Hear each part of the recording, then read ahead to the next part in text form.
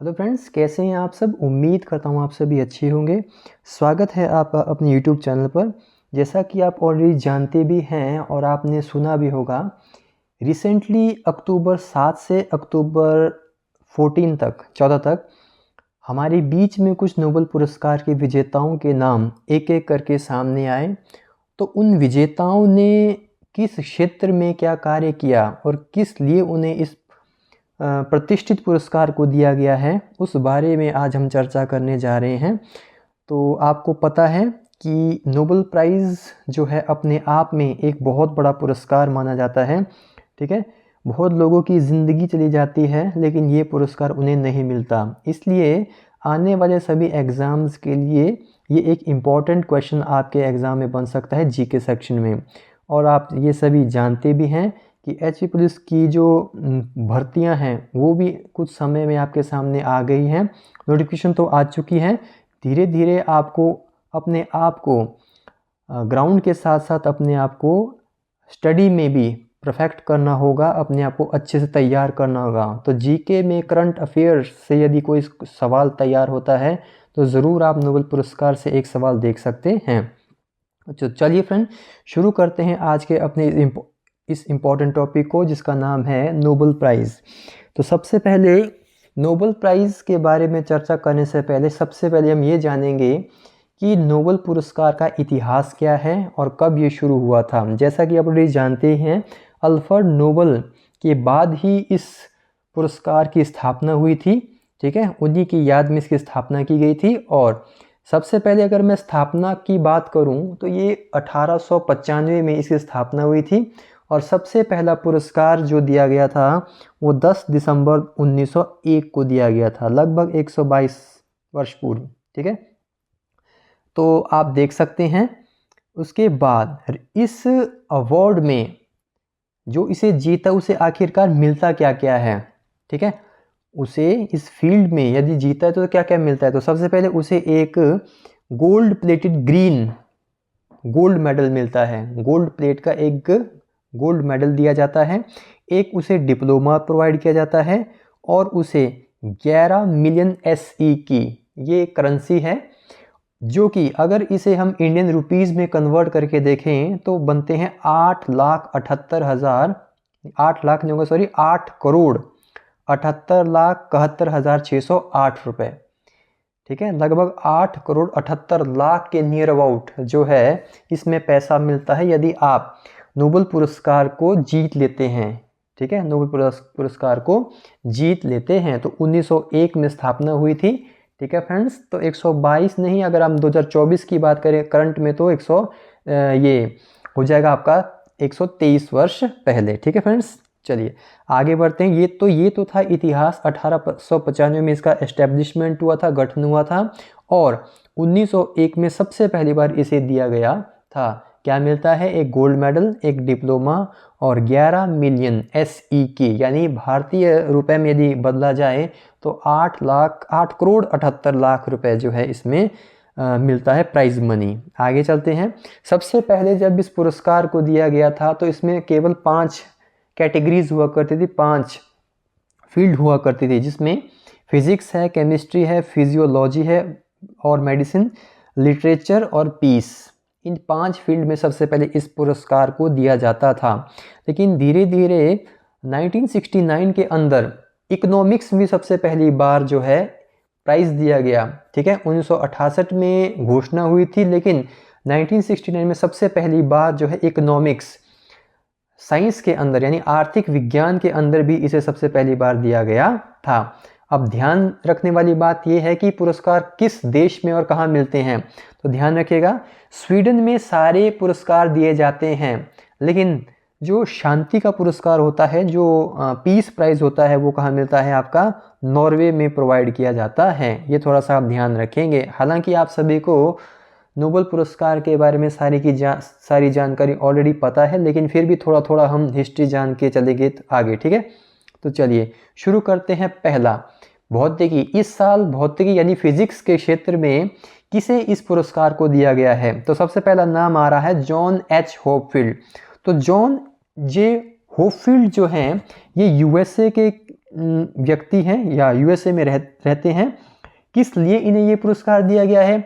जो हमारे nervous system में, हमारे तंत्रिका तंत्र और ब्रेन में जिस तरह से हमारा न्यूरल एक नेटवर्क बना हुआ है, तंत्रिकाओं का एक जो नेटवर्क बना हुआ है, उसमें किस प्रकार से मशीन लर्निंग जो है वो न्यूरॉन्स जो है काम करते हैं, उसकी डिस्कवरी और इन्वेंशन का काम किया था किसने? इस साल जॉन जे हॉपफील्ड ने। इसलिए ये पुरस्कार इन्हें मिला है। क्या इन्हें मिला है?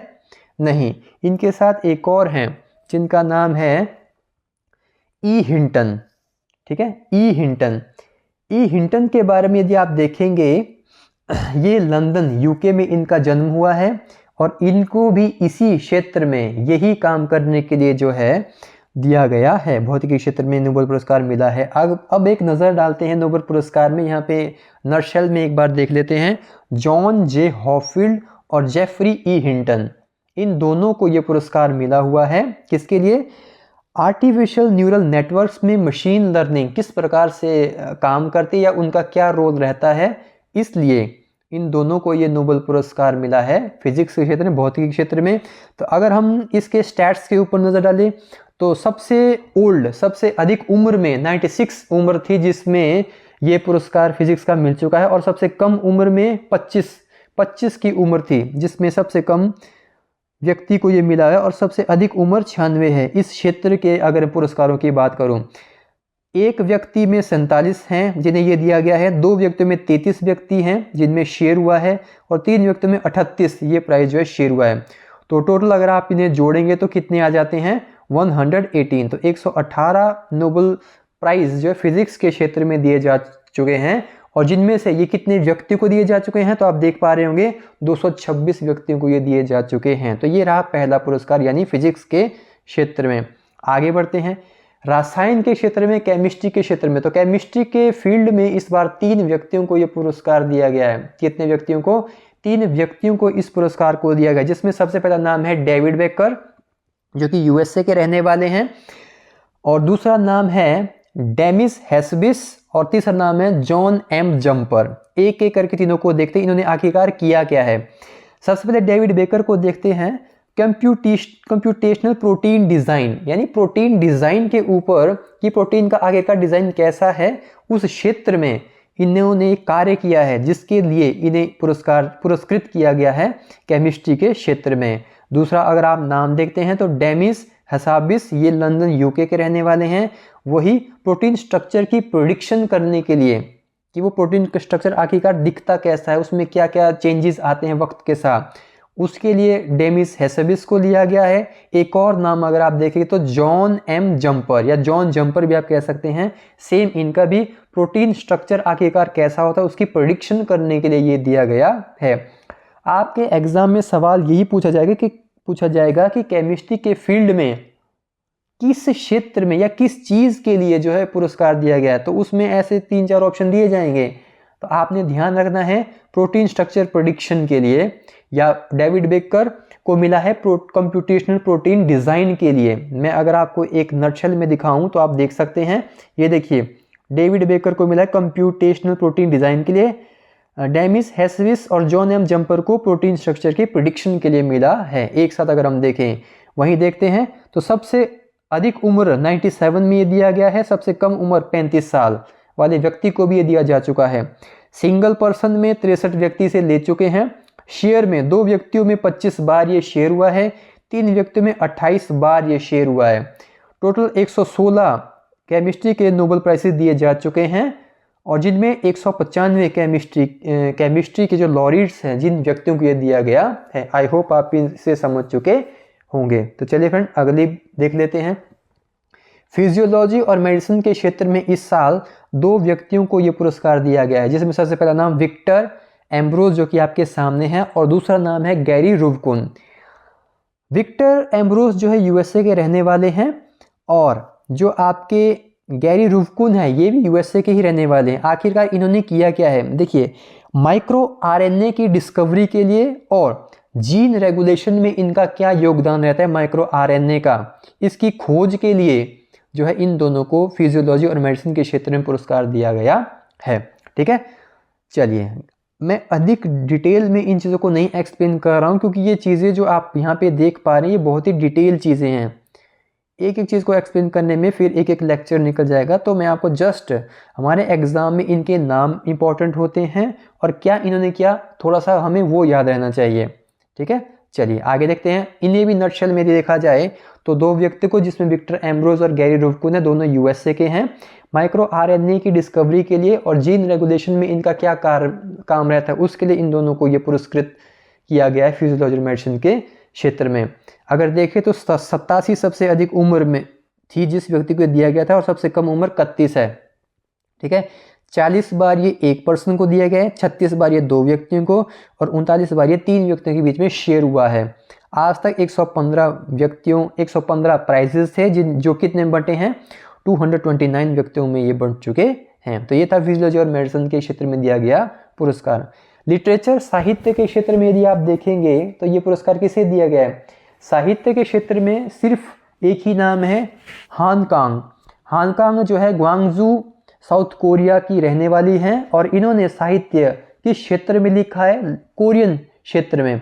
ठीक है, इनका जो कार्य है वो किस क्षेत्र में है? लिटरेचर साहित्य के क्षेत्र में। साउथ कोरिया से ये बिलोंग करते हैं, यानी कोरियन लैंग्वेज में इन्होंने काम किया है। किया क्या है? जितने भी आपके हिस्टोरिकल ट्रॉमाज हैं, ठीक है, जो भी हमारे हिस्टोरिकल ट्रॉमाज है, जो ऐसी चीज़ें हैं, या जो पोइटिक प्रोज होते हैं, ठीक है, पोइट्स की जो प्रोज होते हैं, उससे एक व्यक्ति के जीवन में किस प्रकार से क्या प्रभाव पड़ता है, इस क्षेत्र में जो इन्होंने काम किया है, उस क्षेत्र के लिए इन्हें नोबल यानी लिटरेचर साहित्य का पुरस्कार दिया गया है। अगर आप इसके स्टैट्स को देखें तो 41 सबसे कम उम्र में इस क्षेत्र में दिया गया है किसी व्यक्ति को। अब ये कौन है ये आपको देखना है। और 87 सबसे ओल्डेस्ट एज है। 113 बार ये एक व्यक्ति को दिया गया है, 4 बार ये 2 व्यक्तियों में शेयर हुआ है, 3 व्यक्तियों में आज तक इसे कभी नहीं दिया गया है। 117 प्राइजेस डिस्ट्रीब्यूट हो चुके हैं 121 व्यक्तियों के बीच। ठीक है भाई, शांति पुरस्कार देख लेते हैं। पीस प्राइज, ये बहुत इंपॉर्टेंट है, पीस वाला, इसे हमेशा याद रखना। इस साल ये दिया गया है निहोन हिदानक्यू को। हिदानक्यू को ये दिया गया है। 1956 में इनकी जो ये संस्था थी, इसका निर्माण किया गया था।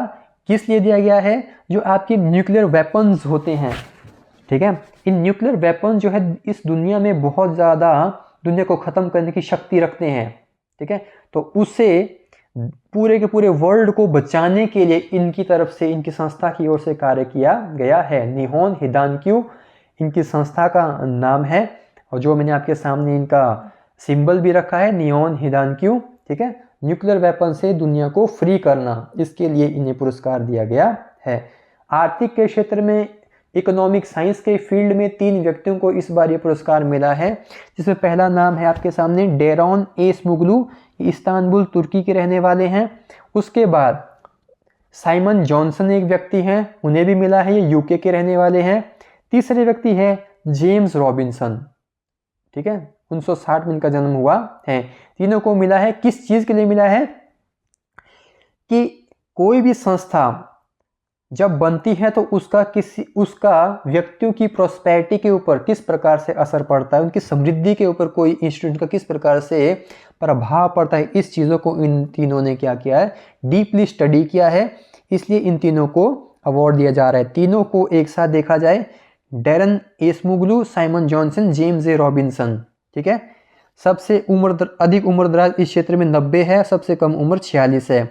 26 बार ये सिंगल पर्सन को मिला है, 20 बार ये शेयर हुआ है 2 व्यक्तियों के बीच, 10 बार ये 3 व्यक्तियों के बीच में शेयर हुआ है।